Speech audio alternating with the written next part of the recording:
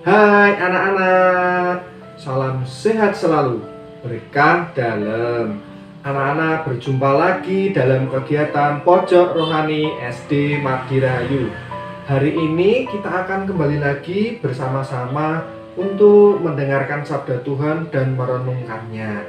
Untuk itu, marilah kita buka kegiatan pada hari ini dengan berdoa bersama. Kita ambil sikap doa, kita pejamkan mata.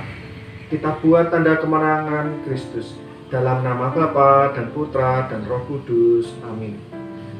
Ya Bapa, kami anak-anak-Mu berkumpul bersama untuk mendengarkan kehendak-Mu yang telah Kau nyatakan dalam kitab suci. Dahulu Engkau mengutus Roh Kudus untuk membimbing para penulis kitab suci untuk menyatakan kehendak-Mu dalam tulisan mereka.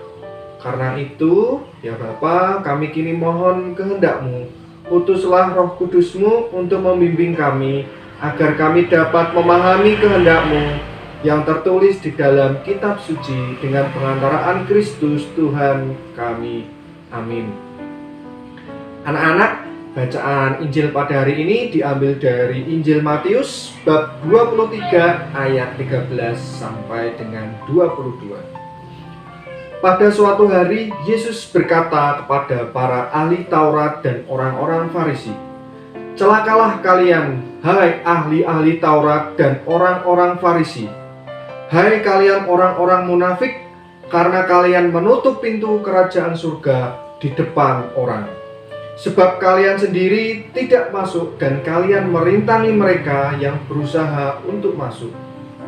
Celakalah kalian, hai ahli-ahli Taurat dan orang-orang Farisi! Hai kalian orang munafik, sebab kalian menelan rumah janda-janda, sementara mengelabui indera orang dengan doa yang panjang-panjang. Sebab itu kalian pasti akan menerima hukuman yang lebih berat. Celakalah kalian, hai ahli-ahli Taurat dan orang-orang Farisi! Hai kalian orang-orang munafik, sebab kalian mengarungi lautan dan menjelajah daratan untuk mentobatkan satu orang saja menjadi penganut agamamu, dan sesudah ia bertobat, kalian menjadikan dia orang neraka yang 2 kali lebih jahat daripada kalian sendiri.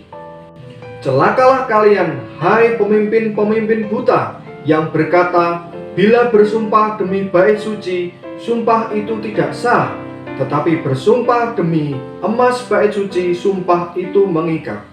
Hai kalian orang-orang bodoh dan orang-orang buta, manakah yang lebih penting, emas atau bait suci yang menguduskan emas itu?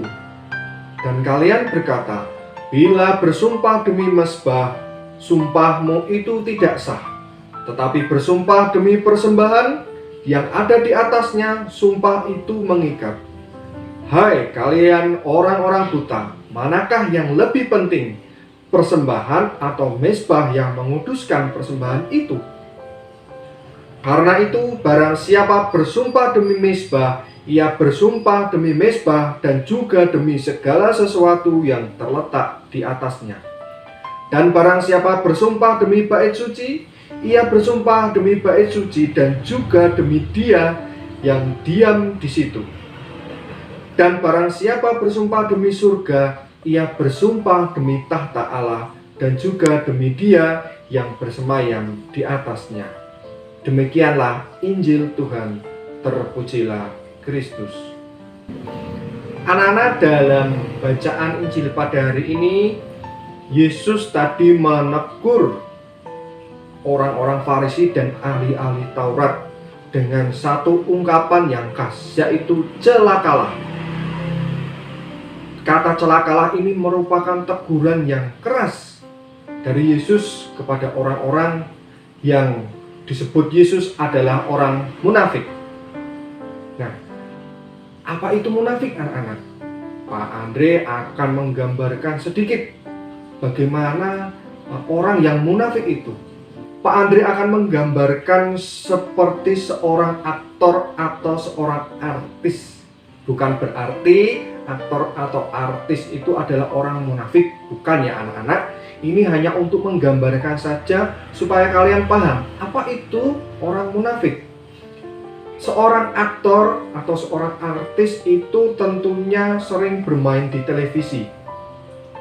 Mereka kadang berperan sebagai orang kaya, orang jahat, orang baik, orang kuat, orang kejam, orang sedih, orang yang penuh toleransi.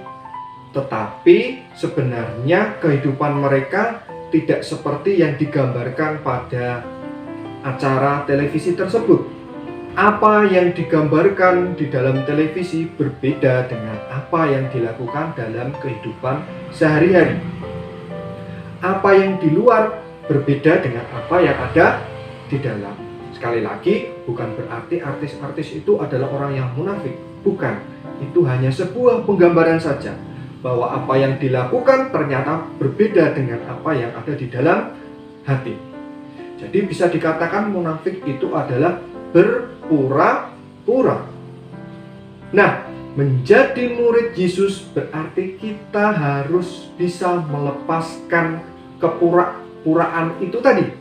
Perbuatan baik dan suci harus dilakukan dari dalam hati, dengan tulus, dengan sukarela. Memberi bantuan kepada orang lain, baik itu berupa uang, berupa barang, berupa pertolongan, harus dilakukan dengan ikhlas, bukan untuk agar dinilai baik oleh orang lain. Perbuatan baik harus didasarkan pada kerelaan dan ketulusan hati, mau menolong orang lain tanpa mengharapkan imbalan atau pujian dari orang tersebut. Nah, pesan yang bisa kita ambil dari bacaan Injil pada hari ini adalah Tuhan itu tahu segalanya mengenai diri kita. Oleh sebab itu, hendaknya kita menjaga sikap dan perilaku kita di hadapan Tuhan.